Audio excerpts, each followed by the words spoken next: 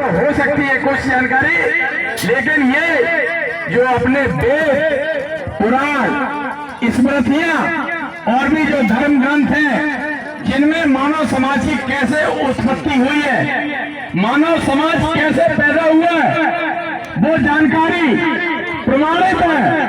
मैंने वो उससे सिद्ध किया कि ये सही है। तो समाज भाइयों शांति बनाए, वार्ता आपस में नहीं करें, क्योंकि वार्ता करोगे तो आपको समझ में नहीं आएगा कि क्या बोला है।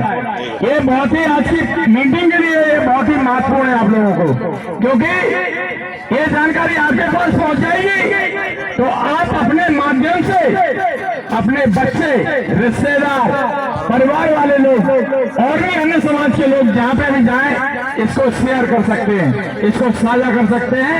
और अगर कोई आपसे सबूत मांगता है, मेरा नंबर ले लो, मेरा नंबर वैसे व्हाट्सएप में मिल जाता है, फिर भी किसी को चाहिए मेरा नंबर ले लेना, मैं उसको उस प्रूफ की, उस सबूत की कॉपी में डाल दूंगा, वो देख सकता है। तो मानव समाज की उत्पत्ति जो हमारे वेदों में जो सर्वमान्य हिंदू सनातन धर्म की किताबें हैं वो है वेद, और वेदों में स्मृतियों पुराणों में सभी में ये लिखा हुआ है कि संसार की जब रचना हुई थी तो मानव समाज या मनुष्य की रचना ब्रह्मा जी से हुई है। ध्यान से सुने, क्योंकि अगर बातों में आप लोग लग गए तो आपको समझ में नहीं आएगा, फिर वो गुमराह आप भी रहोगे, जिंदगी भर गुमराह रहोगे। तो ब्रह्मा जी से हुई है। अब ब्रह्मा जी अकेले पूरे सृष्टि में मानव समाज को पैदा नहीं कर सकते हैं, उनसे 10 ऋषि पैदा हुए। 10 जो ब्राह्मण होते हैं, ब्राह्मण मतलब जाति ब्राह्मण नहीं होती है, ब्राह्मण का मतलब जिनको ज्ञान होता है, ब्रह्म का मतलब ज्ञान और अंश का मतलब अणु, ब्राह्म अणु जिसके अंदर ज्ञान का अंश होता है उसको ब्राह्मण कहते हैं।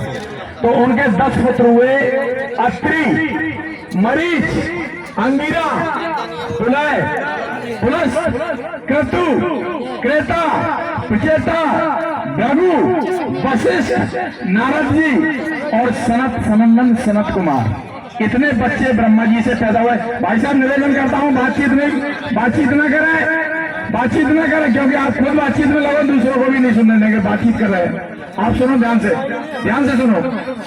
तो इसमें से 2 संत ऋषियों से जो है मानव समाज की उत्पत्ति हुई है, जिसमें एक है अत्रि, उनसे हुआ है चंद्रवंश, और एक हुए हैं मारीच ऋषि, इनका आगे चलकर ना उनके ही वंश में कश्यप ऋषि हुए हैं, उनसे आगे चला है सूर्यवंश। ये प्रमाणित है, आप देख लेना, तालियां बजाइए।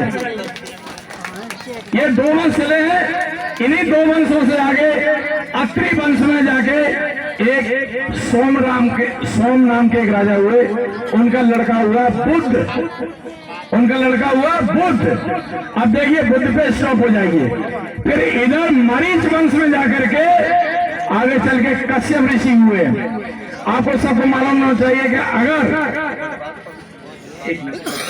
थोड़ी सी 5 मिनट लगेंगे, अगर किसी को अपना वंश के ऋषि का नाम मालूम नहीं है तो आप कश्यप ऋषि बता सकते हैं, क्योंकि कश्यप ऋषि से मानव और दानव और देवता सब पैदा हुए हैं, कश्यप ऋषि से। तो कश्यप ऋषि के आगे चल के भाई विभंडक हुए, इस तरह से आगे एक सूर्य वंश में सूर्यदेव जो बिंसवान कहते हैं उनके नाम पे सूर्य वंश चला, जिसमें भगवान राम का जन्म हुआ था। उनकी एक पुत्री का नाम है इला, मनु की बेटी का नाम है इला, और उस बेटी की शादी हुई थी किससे, जो हमने अभी आपको स्टॉप करके बताया था, बुद्ध के साथ में जब शादी हुई थी मनु की इला की, तो उनसे आगे चल के वंश चला। उनके आगे राजा हुआ ययाति राजा हुए, फिर वंश फैल गया, उनके आगे ययाति के 10 पुत्र हुए, उसमें भी जाके एक वंश हुआ यदु वंश, जिसमें भगवान श्री कृष्ण ने जन्म लिया था।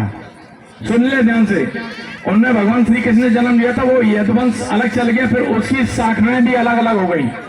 इसी क्रम में एक जाके उनमें राजा हुए पुरु, उनका नाम था पुरु। तो पुरु महाराज के वंश में आगे चल करके अंतिनार हुए, और अंतिनार से आकर के सीधा मैं आ जाता हूँ अपिप्रथ राजा हुए, और अपिप्रथ राजा के हुए हैं पुत्र, उनका नाम था सस्कर्ण कांडव। जो ऋषि कांडव है जिन्होंने वेद रचना की है वो ही ऋषि हैं, सस्कर्ण कांडव है। इनका ब्रह्म पुराण में भी वर्णन मिलता है।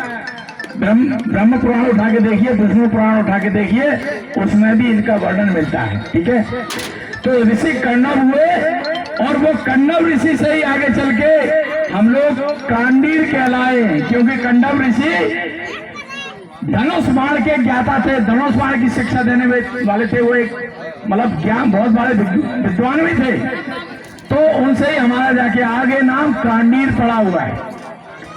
एक तो ये अपनी सिद्धांत है कि ऋषि कांडव से हमारी उत्पत्ति हुई है, और ऋषि कांडव के आगे पुत्र हुआ, उनका नाम है मेधातिथि। मेधातिथि हुए हैं, उन्होंने भी वेद रचना में कुछ अध्याय लिखे हुए हैं, और मेधातिथि से आगे उनका वंश नहीं चला। तो क्या हुआ कि उनके आश्रम में एक लड़की रहती थी जिनका नाम था शकुंतला, और शकुंतला किसकी बेटी थी? शकुंतला जो है, और इसमें जो लिखा हुआ है, एक ऋषि है उनका नाम विश्वामित्र है। विश्वामित्र की उनकी पत्नी का नाम था मेनका। मेनका और विश्वामित्र की जो पुत्री शकुंतला है, शकुंतला से शादी हुई राजा दुष्यंत। आप सब ध्यान से सुनो, राजा दुष्यंत का लड़का हुआ भरत, जिनसे भारतवर्ष नाम पड़ा। हमारे देश का नाम उन्हीं के नाम से, भारतवर्ष देश उन्हीं के नाम से है। ठीक है, तो भरत, अच्छा भरत के जो है कोई फिर बहुत ही ज्ञानवान या योग्य को संतान नहीं हुई। उन्होंने फिर जो है एक भारद्वाज करके जो है वंश उनसे चला है, वो आगे है जाके। फिर उनमें एक राजा उनके ऋषि कण्व के एक वंश में राजा थे एलिन, उन्हीं के भाई चचेरे भाई वगैरह होंगे। तो एलिन से फिर दुष्यंत, और दुष्यंत से भरत, भरत से भूमन्यु, और भूमन्यु से आगे चल के आपका महाभारत में जो युद्ध करने वाले कौरव और पांडव वंश हुआ है। यहाँ तक तो मालूम चल गया ना। तो कौरव पांडव का जब युद्ध महाभारत का हुआ था तो बहुत सारे वंश नष्ट हो गए थे, कुछ छुप गए थे। तो वो छुप कर के बाद में बताने लगे, साहब हम तो यादव बचे हुए हैं, हम कुरु बचे हुए हैं, हम पौरव उससे बचे हुए। इस तरह से वो वंश वाले जाके आके कर्ण वंश भी हमारा उसमें से ऋषि कांडव से, जो उनका नाम सस्कर्ण है, पूरा नाम उनका है सस्कर्ण कांडव ऋषि का। उनका वंश का वर्णन, कोई बोलता है कि वो ब्राह्मण थे, उनका कोई वंश नहीं है। ब्रह्म पुराण, विष्णु पुराण को उठा के देखिए, उसमें उनका वर्णन मिलता है। 294 पेज ऐसे कुछ है, उसका मैंने पढ़ा था, वहां पर उसका वर्णन मिलता है। तो एक तो सिद्धांत ये मिलता है, दूसरा एक सिद्धांत और भी मिलता है, और ये आपका महाभारत का जो चैप्टर है आपका अंग देश में, हेलो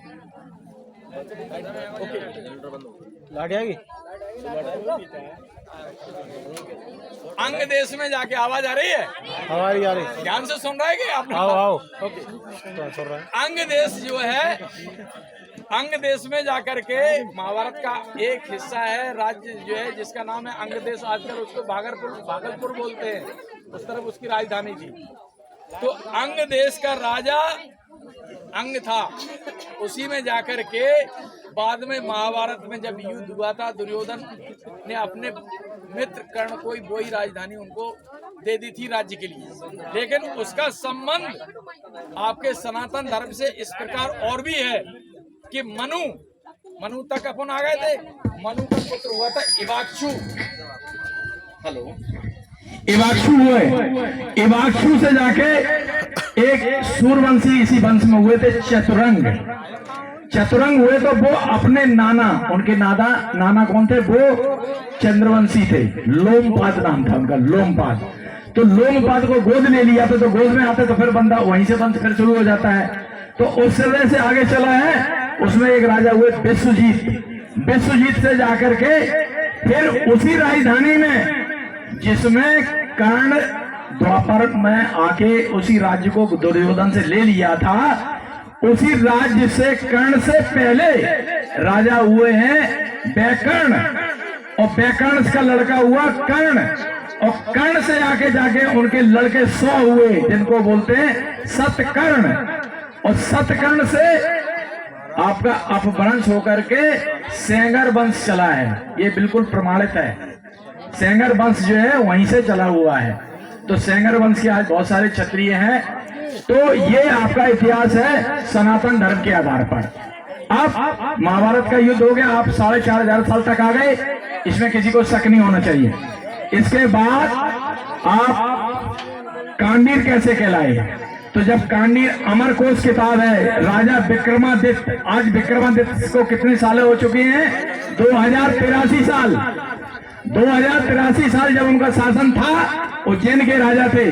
तो उज्जैन के राजा उनके एक जो दरबारी थे, जो ज्ञान की किताबें लिखते थे, उनका जो युद्ध की जो उनकी यश गाथाएं लिखते थे, उनका नाम था अमरसेन। उनने एक किताब लिखी अमरकोश। क्षत्रिय में कौन कौन है, ब्राह्मण में कौन कौन है, वैश्य में कौन है, शूद्र में कौन कौन थे उस समय, आज से 2100 साल पहले। तो उस समय अमरकोश में लिखा है आपका नाम क्षत्रिय में लिखा हुआ है, जिसका नाम है कांडीर। और कांडीर का मतलब है धनुष चलाने वाला। और धनुष बाण आपको पहले से भी चल रहे हैं, इसमें भी आपको धनुष बाण की परिभाषा मिलती है। तो कांडीर कहलाए, और कांडीर से धीरे धीरे अपभ्रंश होकर के कंडेरे आपको आ गए। कौ लोग फिर कांडीर न कह करके कंडेरे कहने लगे। ये आपका हुआ है 2100 साल पहले। और फिर आ जाओ आप 12वीं शताब्दी में। 12वीं शताब्दी में राजा पृथ्वीराज चौहान, सबको मालूम है हमारे क्षत्रिय राजा आखिरी कौन थे? राजा पृथ्वीराज चौहान। उसके बाद यवन लोग, अरब के लोग, मुसलमान लोग आए, लूटपाट किया और यहाँ पे शासन कर लिया। तो यवन काल में सब विस्थापित हो गए। यवन काल में फूट गए। फिर डंडा हमने धनुष बाण का छोड़ करके क्या अपना लिया? रुई का काम अपना लिया। तो फिर जो है वही काम हमारा जो धनुष बाण का था, युद्ध लड़ने का था, वही आप कौन बन गए? कपास बेचने वाले, मंदिरों में रुई देने वाले। इसके बाद 1811 में उसी कांडीर लोगों ने एक राजधानी बताई थी राजस्थान में, जो किताब है एक प्रिंसेस द रूलिंग ऐसे करके अंग्रेजी ने लिखी है वो किताब। उसमें पेज नंबर 183 ऐसा कुछ मेरे को याद है, उसमें लिखा है 206 पेज नंबर पे लिखा हुआ है कि ठाकुर लाल सिंह कंडेरा। क्योंकि राजधानी का नाम क्या है? जब एक ही समाज के लोगों का गांव बस जाए, तो जैसे आपका अभी देखो भिंड में एक नाम कर्ण नगरी ऐसे कुछ रख दिया, ऐसे उसका राजधानी का नाम था कंडेरा। तो वहां के राजा जब मुसलमानों से युद्ध करते हार गए, तो जान बचा करके अपन क्षत्रिय लोग इधर उधर भागे। तो भाग करके आए, तो जहां उनके किताब को बोला साहब हम तो कंडेरा है, क्योंकि कंडेरे से निकले हुए। उन लोगों ने अपनी पहचान कंडेरा बताई, तो एक आप कंडेरा भी उसी हिसाब से करने लगे। अब एक सबसे बड़ा जीता जागता उदाहरण देता हूं, जो सरकार के यहाँ रजिस्टर्ड भी है। आप सरकार का जो है, राज्य सरकार मध्य प्रदेश का गजट उठा के निकाल के देखिए, उसमें लिखा है कि कंडेरे जाति के लोग बारूद का, गोला बारूद का भी काम करते हैं। तो जब बावनगढ़ की लड़ाई हुआ करती थी 11वीं या 12वीं शताब्दी में, आला उदल की लड़ाई, तो उस समय हमारे समाज के लोग तोप चलाने का काम करते थे। क्या करते थे? तोप चलाने का काम। हाथ उठाओ में पता लगे कि सही है। तोप चलाने का काम करते थे, तो उनको गोलंदाज कहते थे। आला उदल की लड़ाई बावनगढ़ में गोलंदाज शब्दों से भरा पड़ा है पूरा आला उदल, ठीक है। तो जब गोलंदाज आप कहते थे, गोले चलाते थे युद्ध में, तो कौन सी आपको जो है वर्ण मानी जाएगी? ब्राह्मण, क्षत्रिय, वैश्य, शूद्र, कौन माना जाएगा? बताओ, आप ही बताओ अपने मुंह से। जब आप युद्ध में, सेना में गोला चलाने का काम करते थे, जो मेरी टोपी के ऊपर देखो एक निशान है, ये उसी का निशान है, तोप बनी हुई है ऊपर, देखिए आप। मैं भी तोप खाने नहीं था। तो वो कौन है? सब क्षत्रिय। तो आपकी जब पहचान इतनी क्षत्रिय है, आपको जानकारी नहीं है तो नहीं बता पाते हो, लेकिन अब आपको जानकारी हो गई ना। कोई प्रमाण मांगता है तो मेरा नाम बता देना। आपकी ये पहचान है तो कौन सा समाज है आप? क्षत्रिय। लेकिन आपको कुचल दिया गया, दलित बना दिया गया, आपके अंदर बुजदिली पैदा कर दी गई, आपको बुजदिल बना दिया गया, डरा दिया, धमका दिया गया। तो आप बताने के लायक भी नहीं हो, जानकारी भी नहीं है और हिम्मत भी नहीं है, तो क्या करोगे? बोलोगे ठीक है साहब, जो आप कहो वही मानेंगे। ये हाल हुआ है। तो अभी जागृत करो समाज को, हम भी जागृत हो। ये हमारा इतिहास है, बिल्कुल प्रमाणित इतिहास है, ये मैं आपको बता रहा हूँ।